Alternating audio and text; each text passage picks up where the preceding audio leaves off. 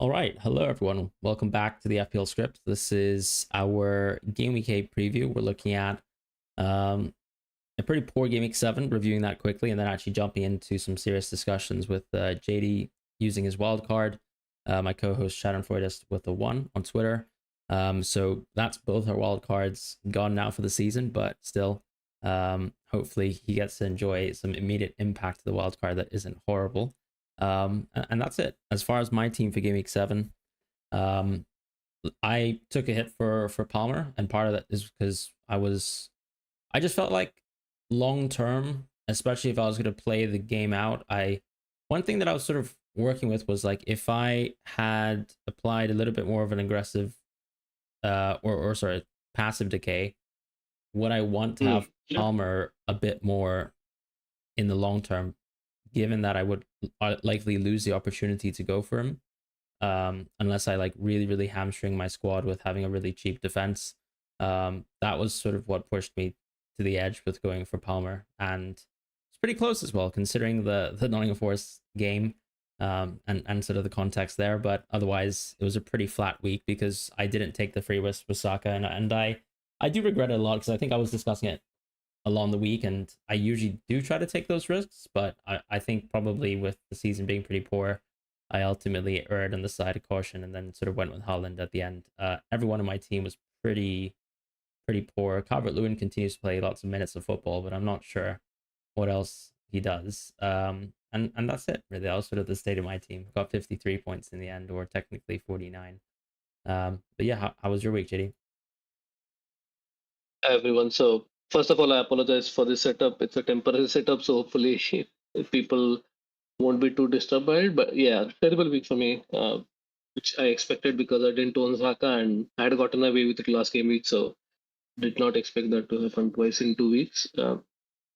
I genuinely don't have one good thing to say about this game week because this was the first week my captain blank, so Mm-hmm. not even a captaincy could save me this week. Just horrible all around. Even with Salah and Havertz, I think was the only positive light. He delivered twice in a row, and I'm going to sell him, unfortunately, or rather, I sold him for 0.1 profit, and that's about it. I think your move was actually much more interesting, and one more thing that you perhaps considered was the sell value, right? Because you already earned zero point 0.1 on Palmer, and Yeah, you avoided losing 0.1 on Bruno, so you have point plus 0.2 in sale value across those two transfers yeah, already. So that's I guess that's what already I paying off. factored in for that move. Yeah.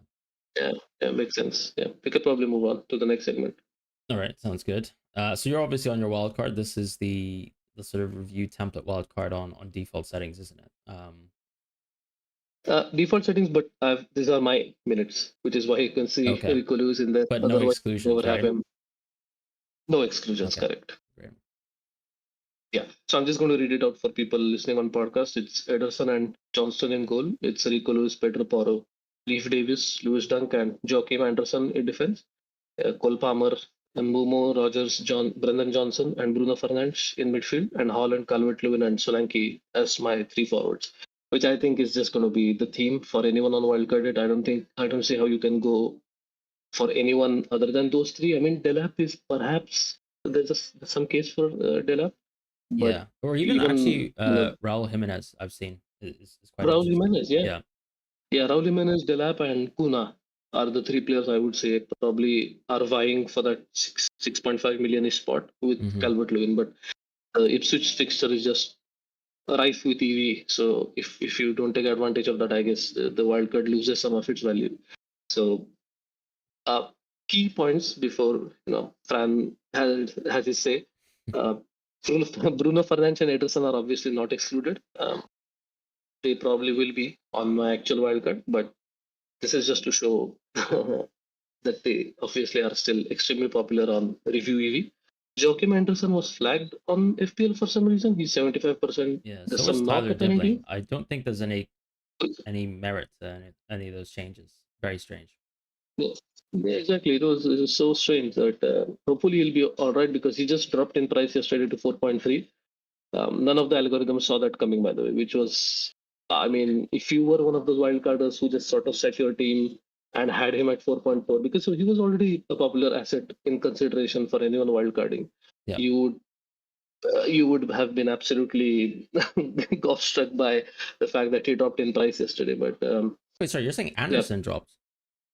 yeah. Joachim Anderson dropped in price yesterday But to I thought he was 4.3. always 4.3. No, he was 4.4. Oh wow, okay. I've Yeah, totally yeah. missed that. So that was a bit of a surprise. So again, for that spot, probably there are 2 to 3 players that I'm looking at between Leaf Davis Anderson, and then you have someone like 8 Nouri. But the problem with 8 Nouri is I can't play him in the immediate fixture, so I'll have to play Dunk against Newcastle. So there's uh, somewhat of a EV compromise there. But I'd like to hear your thoughts on what you feel is maybe is it too robust? Do you think take some more chances? What are your initial thoughts? I think this is close to what I'd expect for a wildcard 8 draft, but I just wonder if people would still like to go for maybe Guardiola and then drop Ederson.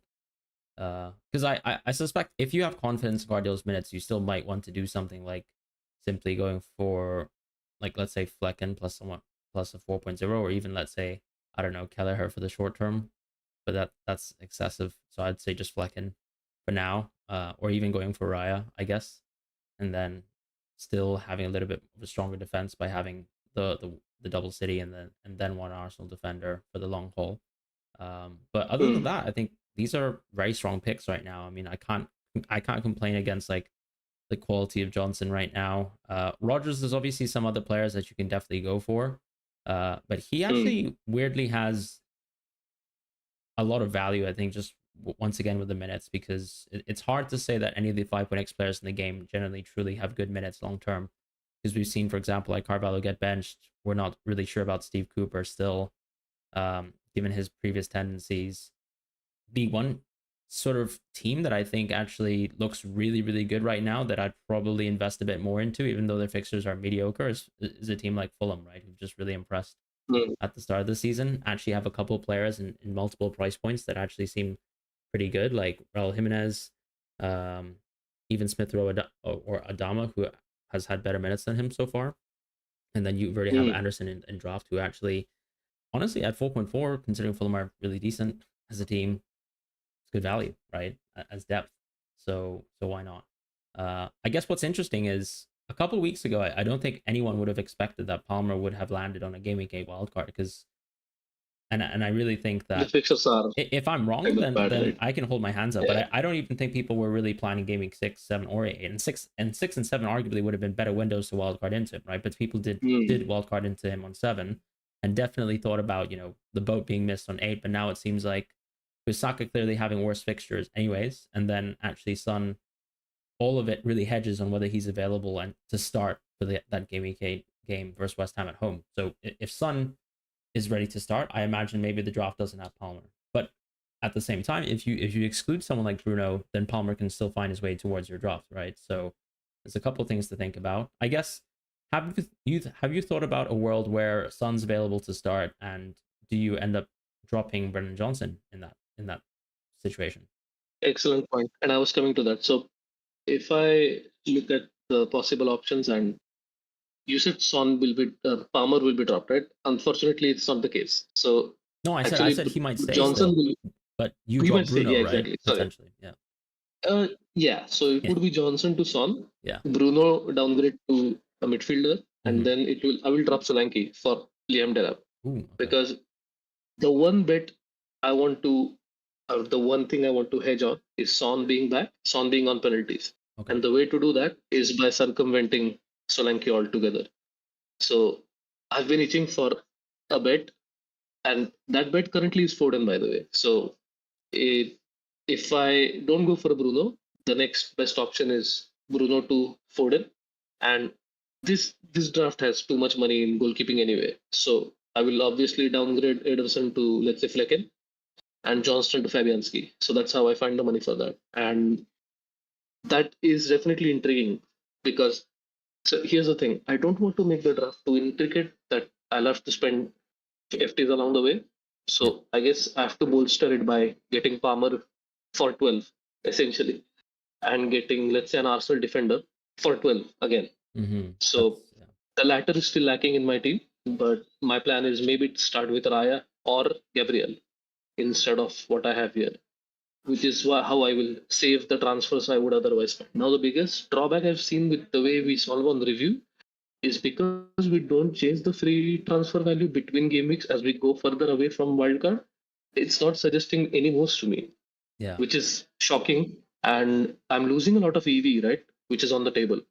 So now I have to actually run whatever is the latest EV file I'll get on Friday night after the price changes through maybe Sartal solver and see how different the solutions appear from that.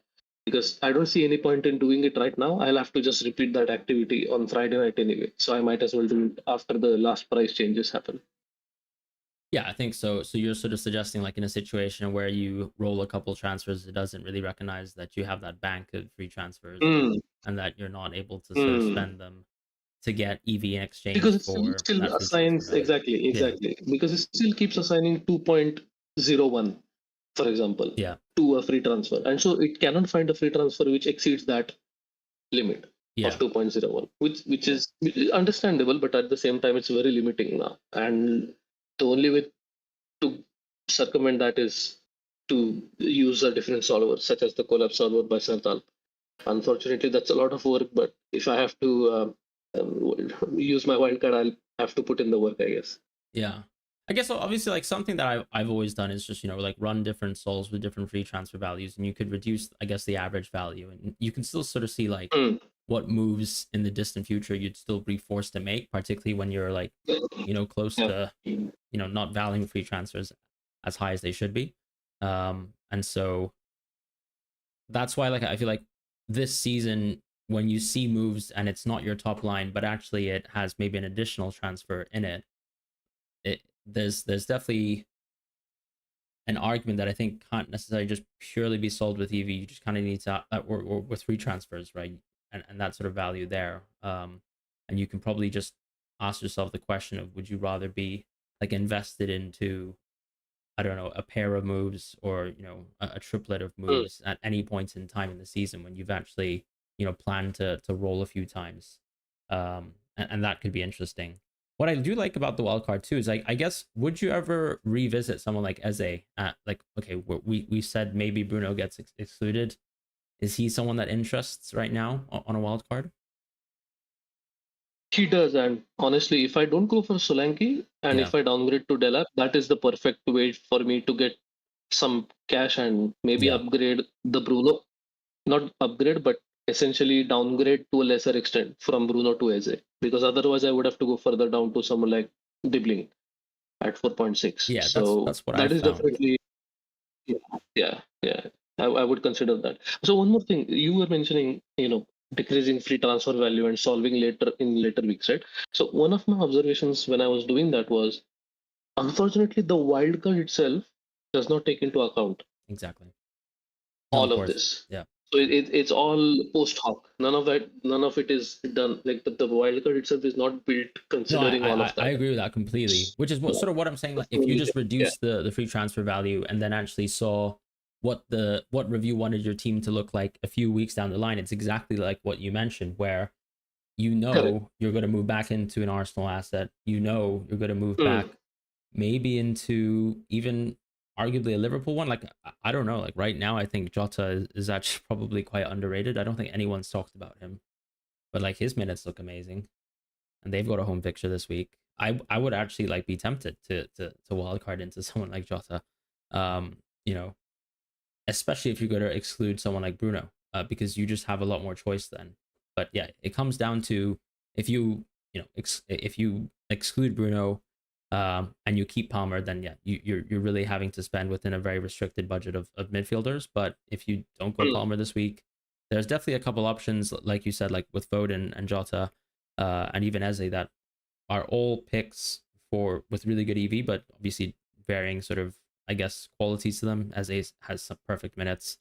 Foden and Jota, in my opinion, right now are first choice and probably will play 75 minutes sort of on average if I see, but they can still provide a lot of value there. So yeah, there's definitely a lot of choice. I mean, Foden's minutes could obviously go higher, but we know KDB is around the corner. So those are the kind of considerations I'm thinking about, like when I was thinking about a Gameweek 8 wildcard. You mentioned Ait Nuri as well in defense. I guess maybe just touching on him.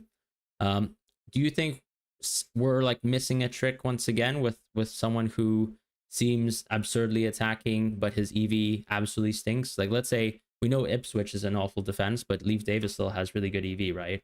And that's purely probably because of the attacking value that he brings to the table.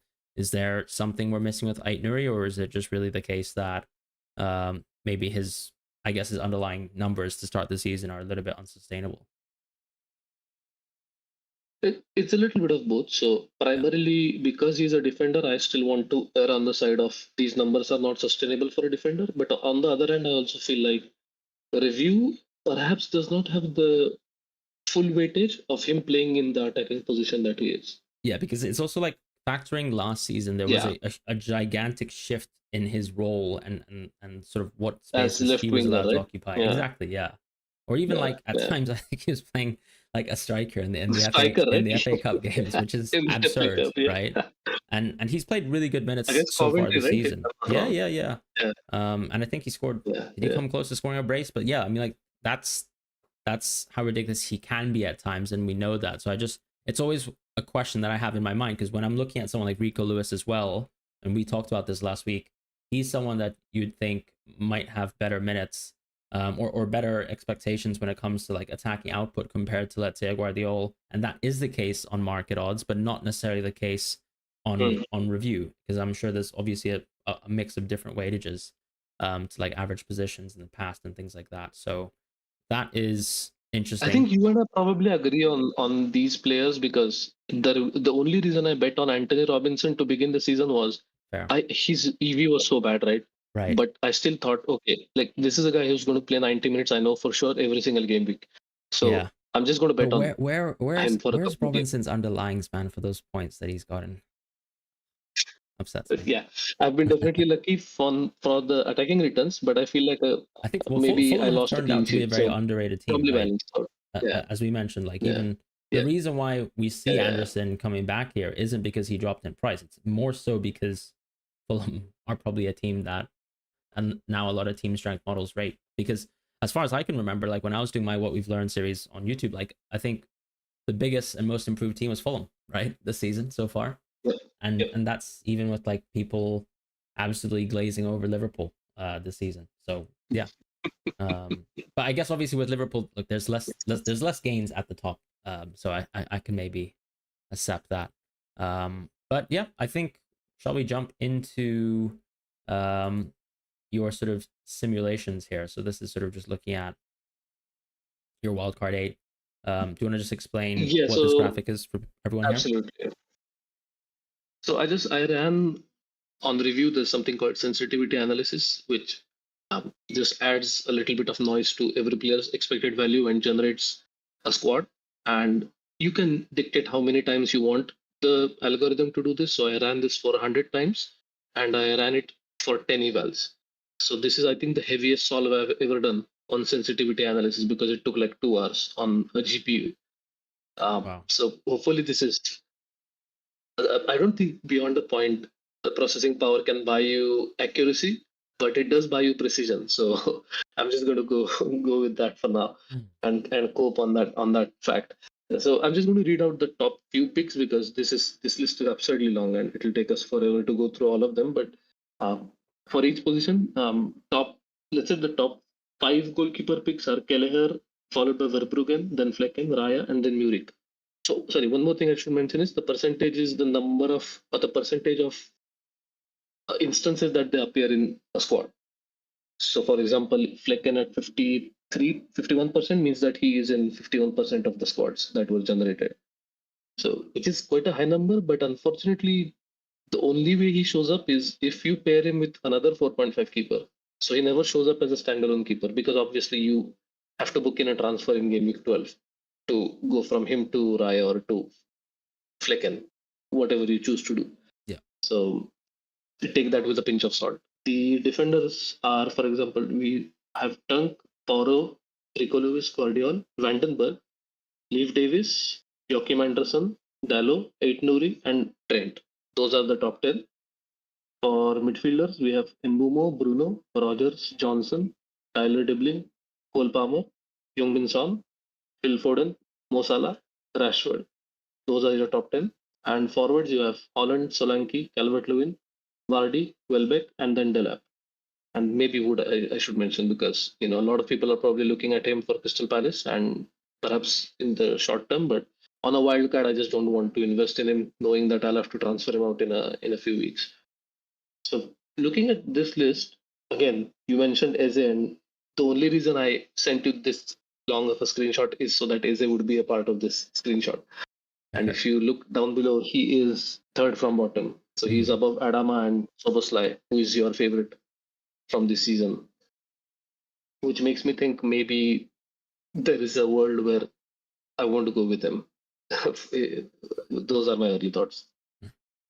Yeah, I mean, I guess a lot of this is just like conditional on the team you create, right? Because like once you have Bruno in the squad, you're not going to have exactly, and that's like exactly. one of those consider and it's the same with goalkeepers as well. Like your point on Kelleher, it's like I think one of the issues with like people who run solves, it's like you probably want to set like what you're happy with, like long term for a goalkeeper pair, before you actually like run simulations, right? So, one thing that I always found quite curious, like when I was on Wildcard 6, was like looking at Flecken and some pairs long term. Like it seemed like Flecken Verbruggen was the best, but do I really care for receiving, I guess, the value of Verbruggen when it comes to game week 14? Like that's so is probably going to be dropped, right? Exactly. Well, we'll see. I mean, he had a great Euros, but obviously the shot stopping last match was shocking. But I don't think Fabian's that temperamental. But yeah, it goes back to the point that a lot of these percentages will just simply change because of one structural move that you make. And I guess just probably makes sense actually to exclude players that you truly don't want to see on your wild card, and then just you'll see how you can actually persist without a certain player. And yeah, I think the only player that, as I've mentioned previously, that I found interesting was Raul Jimenez, because I think his minutes look good, but I can understand someone just positing the argument that who's to say that Muniz can't take his spot back. But Raul's been playing incredible so far, so I guess yeah, when I saw his sort of baselines at 75 minutes, like it's absolutely ludicrous, because he's kind of like got decent underlyings, and actually he's on pens unlike Muniz. So yeah, is he though? Because he's already taken Marco Silva definitely said no. But Marco Silva said after the game that Pereira should have taken that pen. It was a similar situation to Gundogan and Havertz were, because Gundogan got injured leading up to the penalty kick. Havertz took it, but otherwise Gundo would have taken the penalty kick. Yeah, that's fair. I mean, yeah, this is a good point actually. I guess there's also the factor of maybe the minutes of Andreas. He's like someone who's prone to being a 65 minute sub. That's actually a pretty big significant impact. Sorry, so that's my bad on that. But I hope Review actually has his underlines are pretty good, right? His underlines are really good. And I'd imagine Review actually has his penalty check correct then, against what I thought. Maybe not actually, because Review has it on around the 70, so maybe that's a bit too high. But you never know sometimes if things can change, right? Because he's like 9-0 on pens, so it's like, I don't know. Sometimes I feel like you find you luck yourself into that situation, because like with Havertz, he took 2 pens right in the Euros. So that is true. I don't know like what happens the next penalty comes. Like maybe things have changed, so we'll see what happens. Yeah, I'm not super confident if Andreas is going to take the next one. I'm less sure that he's going to take free kicks now, given that Jimenez banged in an absolute beauty against the United States yesterday. So we might actually go the other way now. Yeah, I don't know what's happened to Jimenez, but even that backfield flick versus Man City, I was just like, okay, I guess this is how I die. Last week when I had 2 City defenders in their, I think one of their worst defensive performances that I've ever seen under Guardiola. That was how bad it was, especially at home. Yeah. So okay, that's a really good point. Would you say that was a Guti-esque assist from Jimenez? That was crazy. Yeah, probably. Yeah, honestly, I don't know if Guti had the vision there. After that, I kept saying the Guti assist to Zidane, which I think is still a little more absurd than what Jimenez did, but it reminded me of a similar ilk. Yeah, honestly, like that was like an early, like swift death for me, basically on that weekend. I have one question on let's say Wildcard 8. Are you rolling any free transfers heading towards this, or are you No, exhausted? Yeah. unfortunately not. Do Yeah, you yeah, yeah. find any So differences with any of your like peers who are actually going for a Wildcard 8 but maybe have saved some free transfers heading towards it? yeah, there is one huge difference, which is they can avoid Cole Palmer. Okay, they can avoid him. So which as a difference, it's not a plus, it's just a difference. So I see. I'm hoping it Okay. doesn't it doesn't transpire as as a plus point. But one thing just wanted to mention for anyone who wants to run their own simulations is exactly what Fran said. Just to reiterate Fran's point that include all the players, especially goalkeepers. I hate to leave goalkeeping choices to the whims of algorithms because Mm-hmm. it's rarely what you want. Because So just it's like a fix the gap filling goalkeepers you want. exercise, It you is. know. It But is. but it It actually is. happens like you probably want to solve goalkeepers first. And actually, one thing that I've always thought about is like, given that we have different types of solvers nowadays, is there not something where we can just look at maybe goalkeepers with a little bit less um aggressive decay, and then try to Hmm. solve goalkeepers separately, so that we can kind of then lock in our goalkeepers and then do the rest of the let the wild card do the rest of the trick. Because I know sometimes obviously that there's that angle of what is that, how much you're going to spend on the goalkeeper, and that has an impact obviously on Hmm. the rest of your wild card.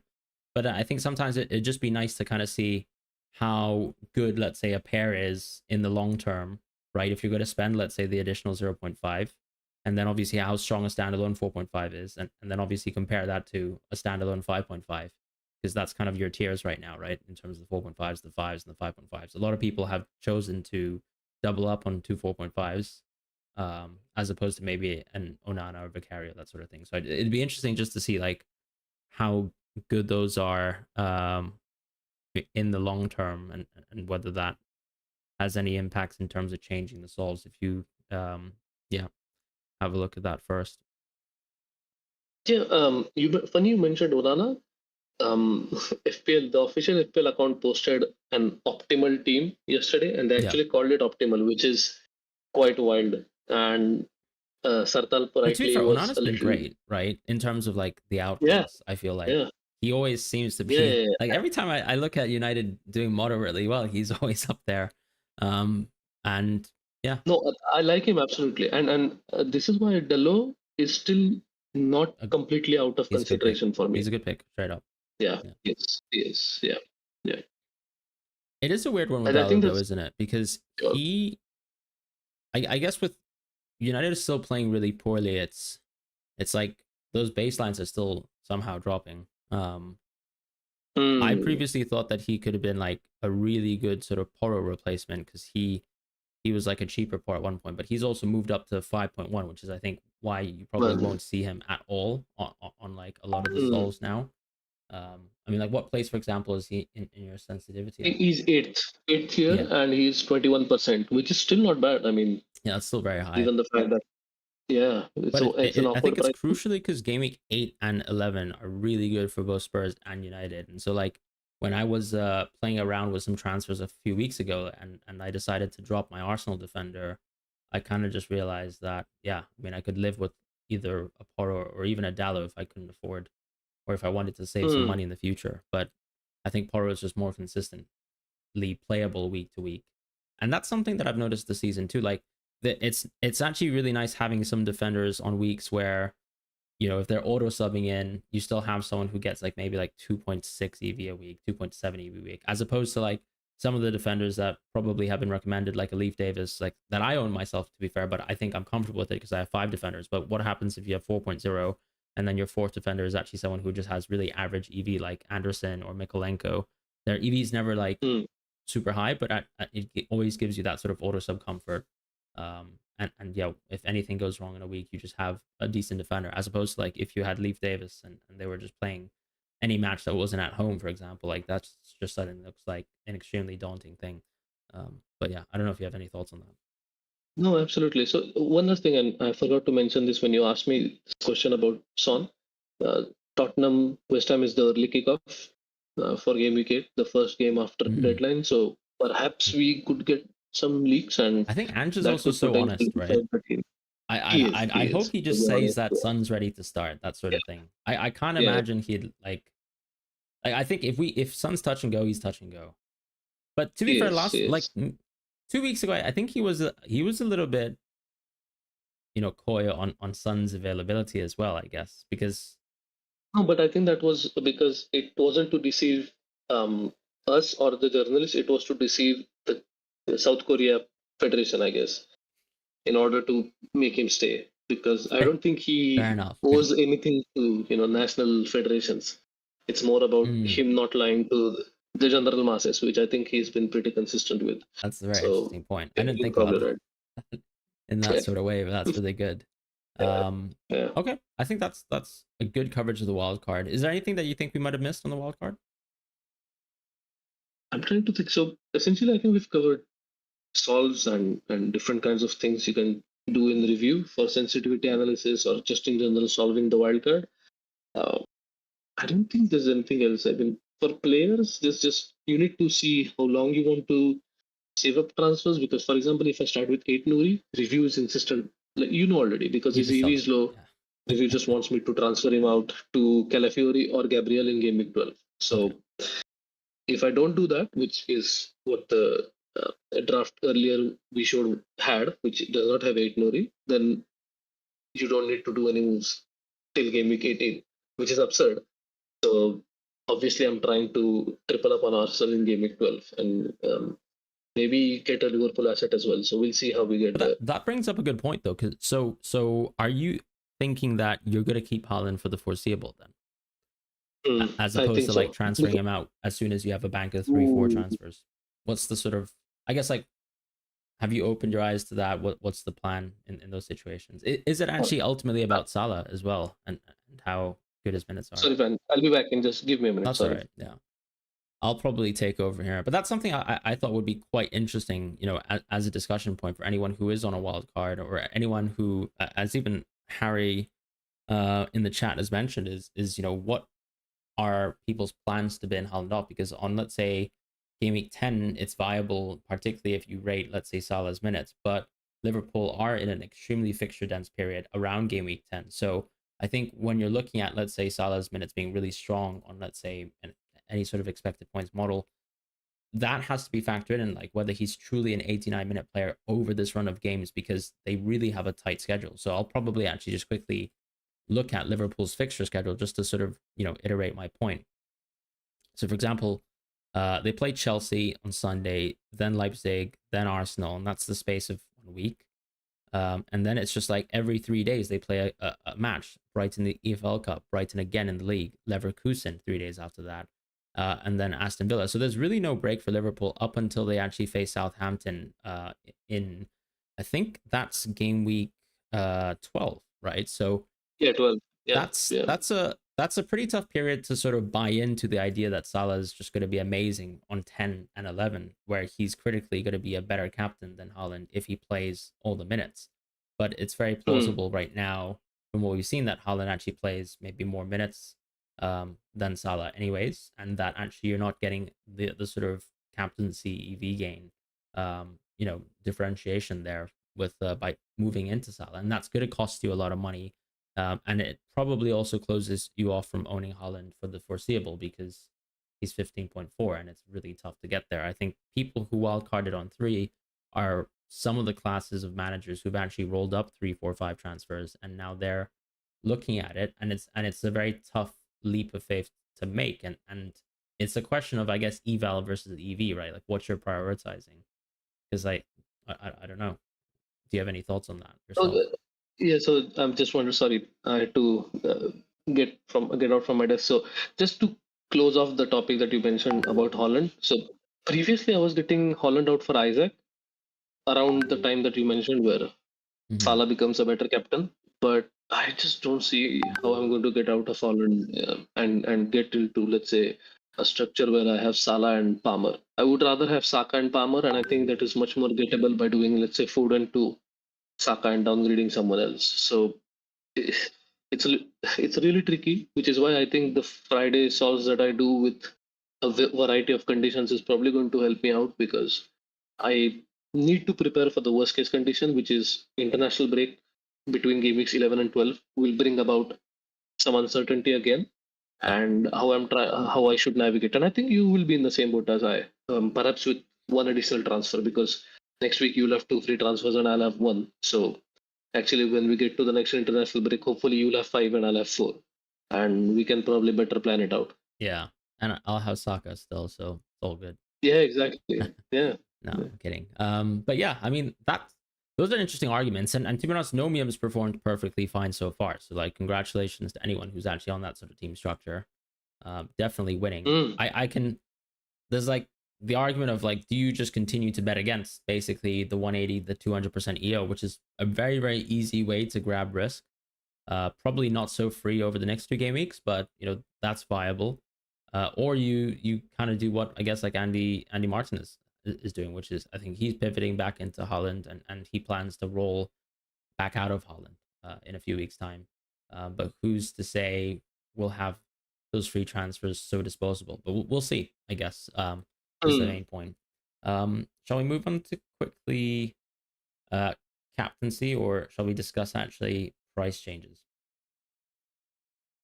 Yeah, so I'm just going to quickly run people through what I've been doing, because I'm on Wildcard. Price changes are more important to me than most people who are not on Wildcard. So What price what I've done changes?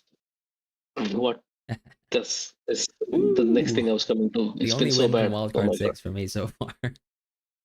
I know, right? It's so funny. Last time Wildcard 8 was the big winner. I wildcarded in 10. This time 6 was the big winner. I wildcarded in 8, which is just typical. Anyway, this what I've tried to do is, this has been an age-old question, right? How do these algorithms actually perform? And the big thing has been that most of these algorithms are using all the trivial predicted price rise no and actual price rise no to boost the accuracy, which is fair. I mean, it is mathematically correct. They are not wrong. But unfortunately, we can't operate based on those assumptions. We only care about players who are Yeah. close to price or price drops. So the best way to go about this is to only consider those players which are in any of the 3 algorithms consideration, and then also the actual price rises and drops.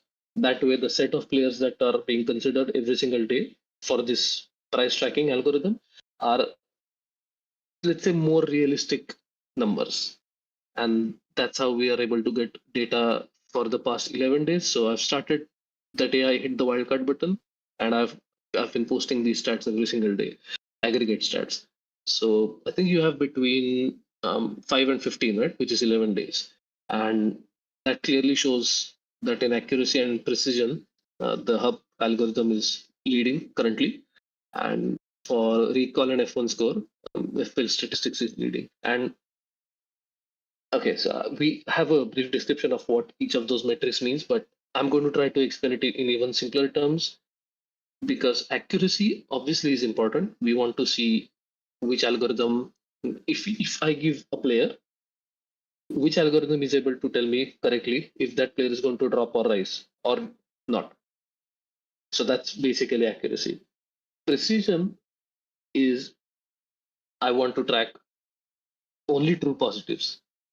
So I'm only concerned with, if a player rises in price, how many, or sorry, number of players that are rising in price, and then total number of players that are predicted to rise in price, and also fall in price and predicted to fall in price. So precision is perhaps more important to us, but I think recall is objectively more important, because recall is the one metric which is helping you understand the ratio of true positive to true positive plus false negative. And false negative is essentially, you predict. So let me make sure, because I always get them mixed up.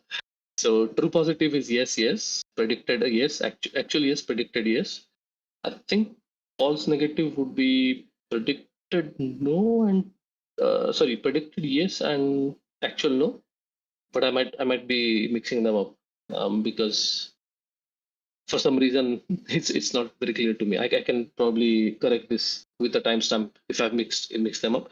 But essentially, what that does is, that is the metric you most want for to know that, okay, a player is rising in price. I need to buy him before the price rise for the wildcard. So that is the most important metric I would look at for those things.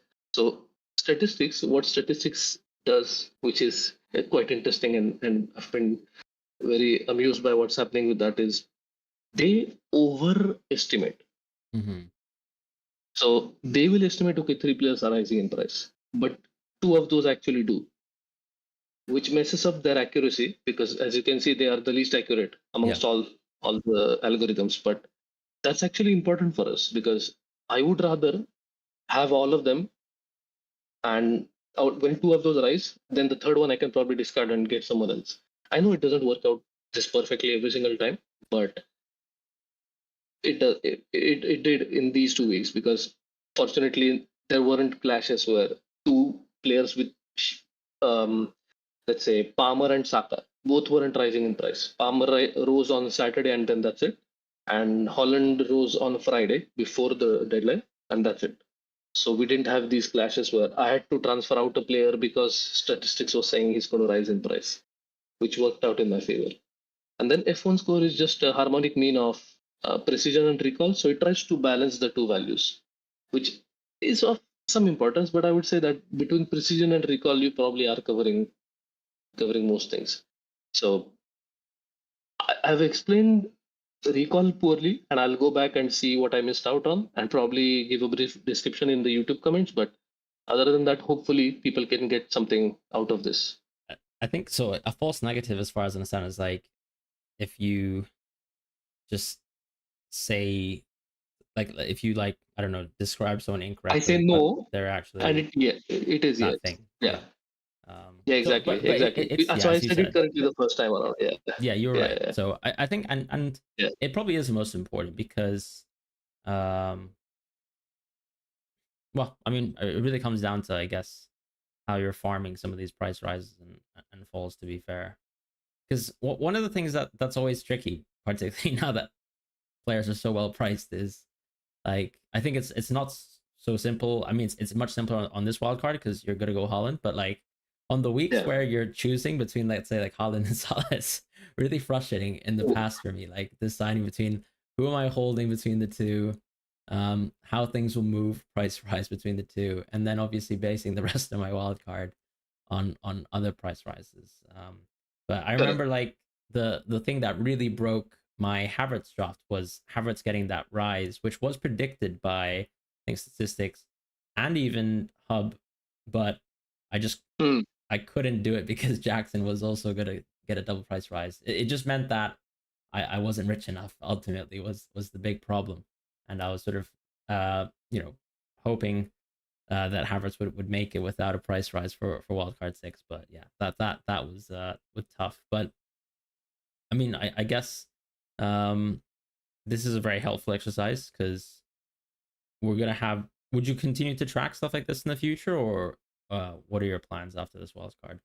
Yeah, I'm trying to automate it, and I have a couple of days left where if I manage to automate it, then we'll continue this exercise. But if I don't, then unfortunately this will end on Saturday, because the whole point was this is a week where there's international break, there's wildcard. Yeah. And no, you're right. Of course it is. But also, I think it's like a litmus test. This is the hardest period for any algorithm to predict. Okay. Because it coincides with both international break and popular wildcard week. So whichever algorithm comes out, see, again, there's no coming out on top because there's no one metric, right? So it's just looking at, in general, what the algorithm performances are, and so far I think it's been what I've expected, right?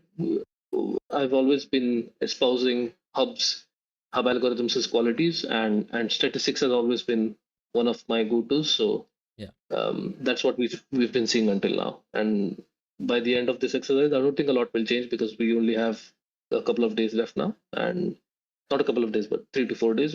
Hopefully, we can round this off by there being, let's say, some sizable gap between one algorithm and the other, so we can make some definitive statements. We're going to expect a lot more price rises and falls over the next 2-3 days. So once you factor that in, I think things could move very, very quickly for all these algorithms. And I guess one of the things too. Actually, I take it back. Yeah. And another thing too, I guess, is we do know that this season definitely something has changed in price changes. So it's like it's ultimately a race, but it might be the case that actually a lot of the algorithms we have are just slightly struggling so far, and who knows like what's going to be better by the next time we wildcard, but something to keep track of. And of course the activity of the player base will drop too, so that's a pretty big influencer on things. But I've certainly enjoyed chasing price rises as I always have. Definitely a terrorist there, so yeah. Okay, Did you make a move this week? Did I make a move? No, of course not. I Oh, decided thank God. after taking a big fat hit to sort of I honestly I will defend my hit till my dying breath, but yeah, I'm comfortable with rolling this week, and I'll probably roll. Yeah, I'll that's probably good. roll for the foreseeable, unless there's definitely like a sun angler for me, then I'm going Saki the Sun 100%. Might as well, because I feel like a lot of the people who saw this sort of run of games in the past as well, like between 8 and 12, is that there very clearly is no change in the fixture run up until 12. The only change in the run is on 10 with Liverpool, but it's, as I said, with Liverpool, they are the trickier team to sort of guess around with, because they are in such a dense schedule, and we do know that Slot is someone who's very much prepared to rotate, and probably the only player who won't suffer is Trent. So yeah, something to think about. Like I'd have to imagine someone like Konate can't make it past the schedule if he's starting every single match. But you know, if he does, congratulations to him, because he needs sort of that for his career. So yeah. Yeah. Captaincy, very quick one. Sun clearly would, I think, supersede Solanke for this game week. And that's also because review has factored in the availability tax in the penalty taking EV element, right? So Solanke is sort of mildly boosted currently with the expectation that Sun won't feature or like won't be expected to feature. So that availability has boosted Solanke up in the interim, but Haaland is far clear. Then Salah's pretty clear, and I would say Son in the interim if he's gonna start, and then Solanke. But it's yeah, I mean, I think Solanke might even be someone that you could remove from the consideration. You're good at Captain Haaland. This is the week Yeah. though to move into Haaland. I think if anyone's curious about gambling against him, you can probably listen to some of our discussions regarding Haaland earlier on in the pod. I still think it's very much viable to go without Haaland from a risk perspective, but that's a pretty big risk you're going to take at the start of the season. So a question might be, you know, whether you save that risk up for later from a game theory perspective, or you, you know, ignore Haaland simply because you don't have enough free transfers to move into it. So that's another thing. Anything on xMins that you want to touch on specifically this week? So maybe there's a confluence of the xMins and captaincy, but Foden, I guess, if you think Foden is going to play 80 plus, then he's True. actually perhaps a better consideration for captaincy than even Solanke. Of course, Holland is far clear, so we don't need to discuss this, but just pointing out that Foden, perhaps, like I said, I am super interested in going with Foden, and the only reason or the only way I can is if I bolster my squad. And unfortunately, I'll have to take some EV hits with starting with, let's say, one Arsenal defender and Cole Palmer. I Mm-hmm. mean, like I said, last the week you took the hit, Cole Palmer is not even sacrificing EV anymore because the guy has. What kind of juice is this? I mean, I just don't understand. What that EV is crazy. He's in. That EV is wilding. So I'm all on board. All on board the Cole Palmer train. Nah, that's cool. It's good to see. It's good to see. You know, when you make like aggressive moves like that, and it looks like it's like I'm decapitating myself. It's nice to see that people who are wildcarding, even in a really bad fixture on paper for Cole, are still happy to wildcard into him. So I'm just happy about that personally. But Yeah. let's see. In terms of X-Men's, I think we've discussed most of them. Like the niche picks, I think are uh Jota for me, as I said. He could be interesting just because really Darwin has completely struggled to get into the side. And, you know, once again, um, that's been pretty significant, I think, when it comes to evaluating the minutes, because it's not like Slot has shown a propensity to rotate, but he's also not shown a propensity to rotate everyone across the pitch. And we know Chiesa is out still, right? So Chiesa is the only player who's sort of played in different positions. Whereas Jota seemingly has locked down center forward for now. So I really like him. Wait, is out? I just saw a clip with him competing with is he back in McAllister training?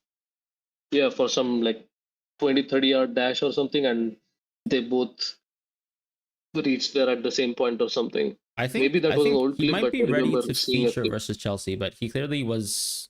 I'm not sure if that was like was that on grass? On grass, yeah, Okay. on grass. And was he in football boots or was he just in like running? No, that shoes? was like proper training. Oh Like wow, okay, there's fair like enough. all Okay. all the setup around him. Yeah. So, But I do think we probably see him as like the least important player I to don't score. think he's yeah. So like No. I don't see him like starting over Jota. So I think that's quite significant because Jota at 75 minutes actually really strong pick. Other than that, I don't know. I don't think there's. I think, as I said, some of the Fulham midfielders, give some consideration to them. Like, I'm willing to sort of bet Adama's minutes are good, that sort of thing. Raul as well. But that's it. I think we can probably. Do we have any like? Do you remember any international break events that could hamper? For example, Johnson clearly was a Martinelli had a bit of misunderstanding. a He was suspended. tendon issue. Johnson Yeah, was yeah, subbed off early, but I think that was precautionary.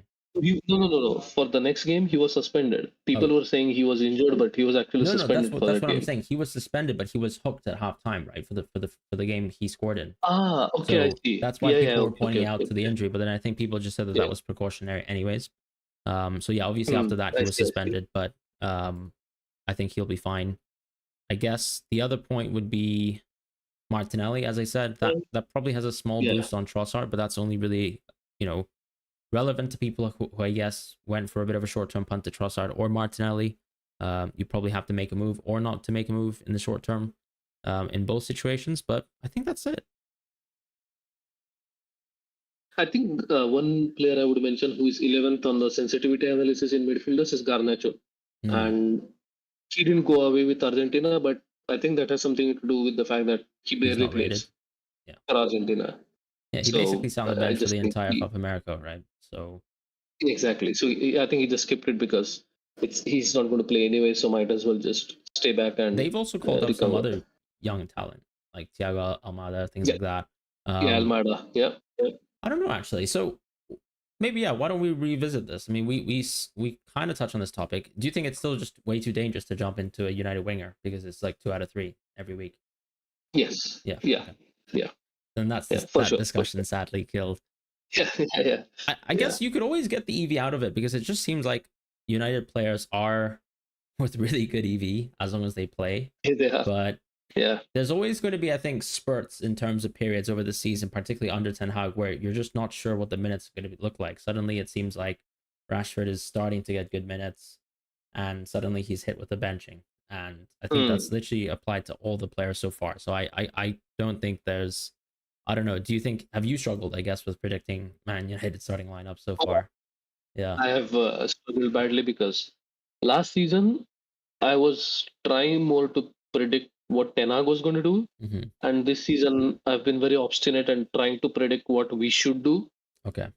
Which is not happening at all. It's like Eriksen is starting 3 games in a row, which is nuts.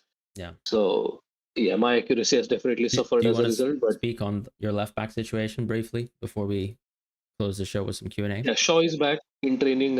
Fair. So you'll rush him in so that he can. No, I'm joking. Yeah. He was quite critical though. No, I think of the last time you guys rushed him back in.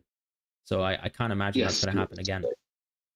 So yeah. Yeah, hopefully they will learn from because I think we changed some medical stuff as well. I see. Which I don't think has mattered in all the previous instances that we have. So yeah, I don't have any hopes there. But just that Mazraoui is probably not going to play. But again, Moroccan news outlets are saying he's fine and because of some sort of heart issue or because it's now, which is kind of weird. Yeah, but if he doesn't play, then obviously Dalot will go back to right back and someone will have to play left back. And I saw Johnny Evans' name. And if Johnny Evans is going to play left back, then I'm actually going to cry. Yeah, you're going to pass out. Yeah. You'll definitely lock in Bruno if Evans is playing left back. I think Bruno will have to probably play left back more than Johnny Evans. I mean, it is definitely an edge what the edge is, I'm not quite sure. Yeah, exactly. It's an edge. It's an edge of a circle. You'll never Yeah. find it. Okay, I think let's just close out with Q&A. Thank you guys so much for listening in or tuning in. Adam, nice to see you. Hey Mo. Harry's question, I think we sort of answered that when it comes to Haaland.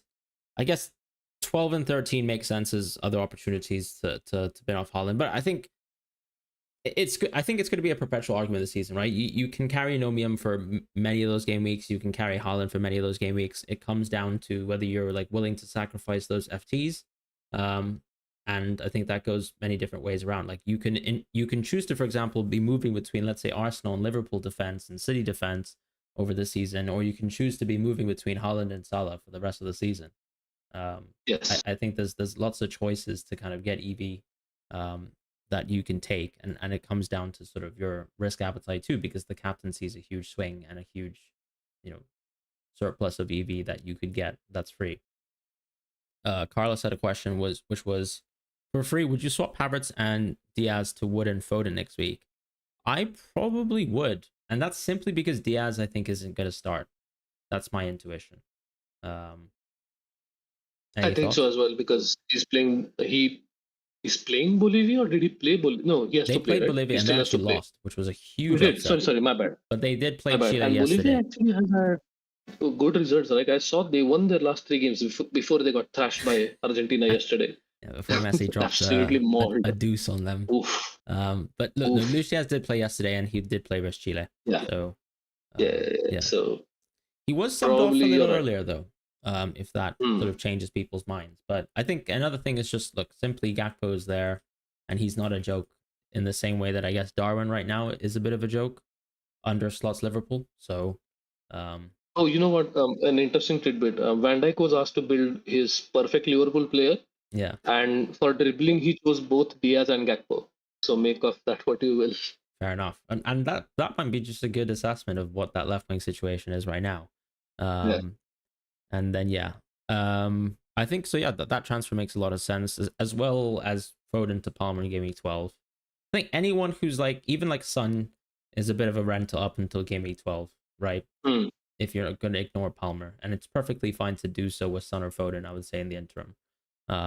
Monty, hope you're doing well. He's saying he's getting Salah when he drops to 12.6, and that's something that I think Salah's price could drop quite a fair bit over the next few game weeks, right? Because as more people move into Haaland and sort of refuse to captain anyone else, I can't imagine Salah as someone who holds his price up very well.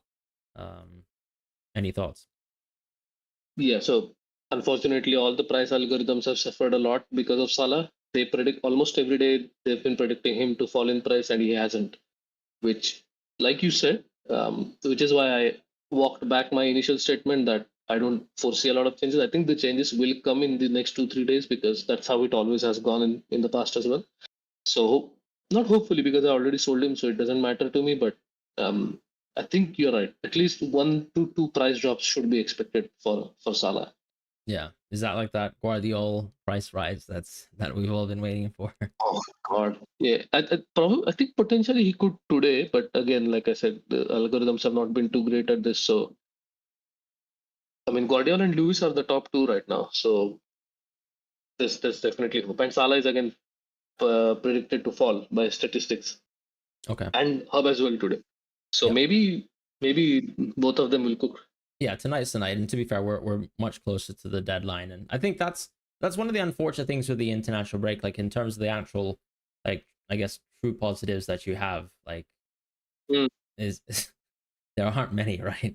I can imagine. So yeah. Anyways, thank you guys so much for listening to this episode of the FPL Script. Take care. Goodbye. Please rate the show 5 stars. And like the video if you're watching on YouTube. Otherwise, take care and have a lovely game week. Thanks, everyone. Take care. Bye.